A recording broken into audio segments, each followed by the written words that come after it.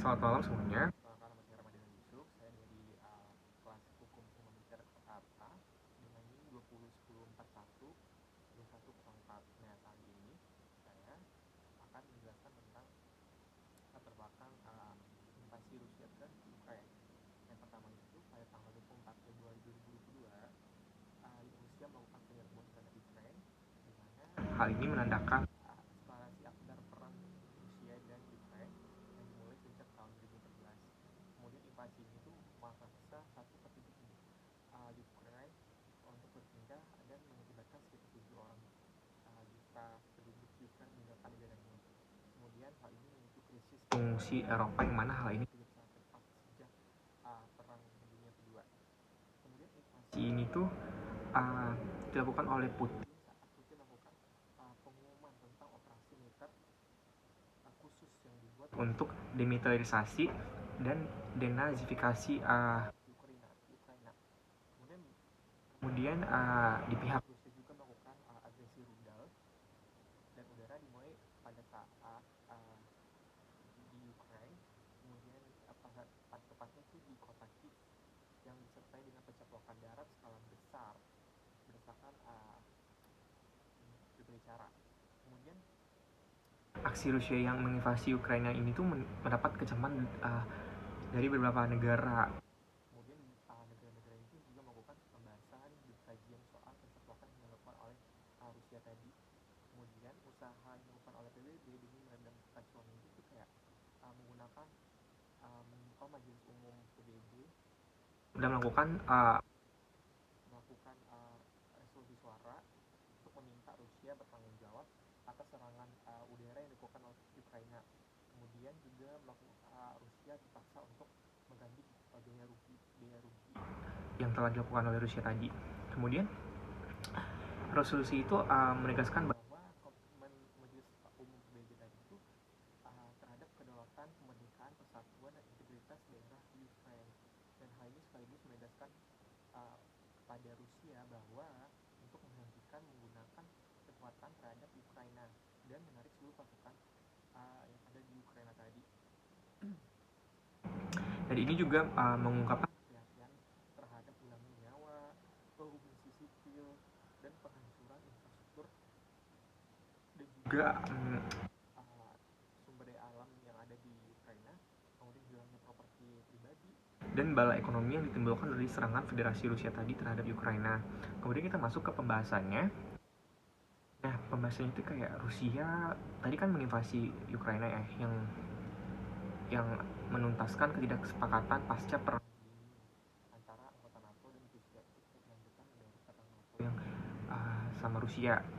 Kemudian kantor komisaris tinggi PBB terhadap hak asasi manusia yaitu OHCHR sudah mengonfirmasi sekitar 920 korban per 17 Maret tahun 2022 ini.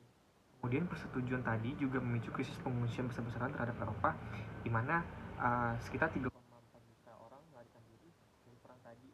Kemudian juga mendorong Dewan Eropa untuk menerapkan proteksi intern bagi pengungsi dan pencari suaka yang melarikan diri. menurut perang menggunakan menambahkan hak tinggal, akses ke energi kerja, juga perumahan. Kemudian melakukan Donasi medis dan juga akses ke pendidikan buat anak-anak pengungsi tadi.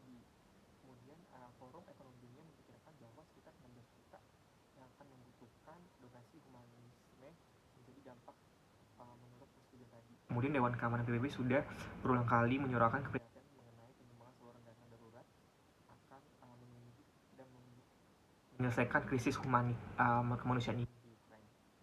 Kemudian menurut Konferensi Jenewa 1994 yang membangun ide untuk proteksi kemanusiaan sipil pada perseteruan senjata ini, di mana sebelumnya proteksi buat kombatan merupakan penekanan primer menurut perjanjian perseteruan senjata. Fokus sipil aturan humaniter internasional menambahkan alasan mengapa agresi udara Rusia terhadap warga sipil ini termasuk tempat tinggal, rumah sakit, dan sebagainya, khusus menurut sudut pandangan aturan dalam Konvensi Jenewa pasal 13, 32, 79 sampai 35 yang melindungi masyarakat sipil menurut pembunuhan, penyiksaan, kebrutalan, diskriminasi, deportasi, pengasingan, dan pasal 14 yang menetapkan tempat tinggal, zona padang rentan, serangan terhadap tempat tinggal dan sakit bersalin juga, penargetan kota pemukiman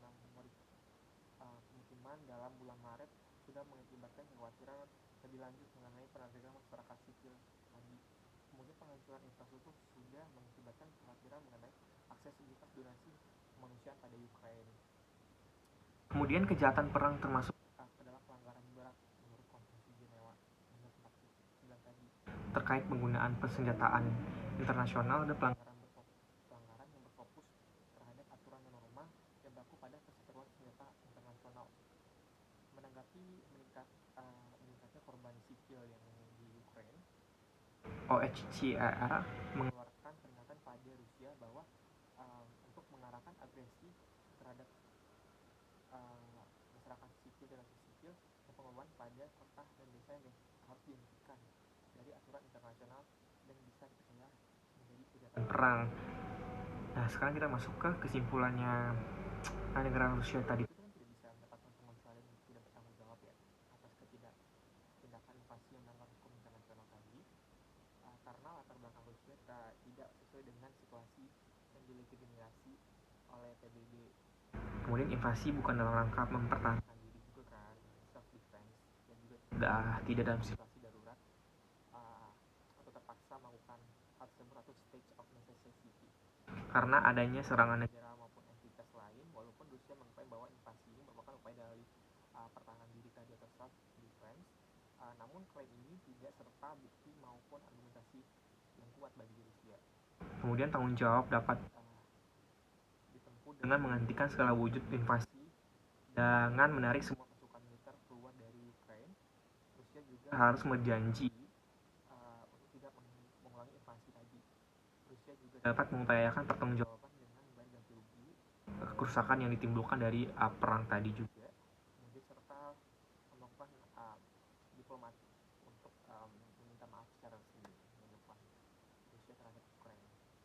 Mungkin sekian dulu video pembahasan kita tentang invasi Rusia terhadap Ukraina. Terima kasih atas perhatiannya. Assalamualaikum warahmatullahi wabarakatuh.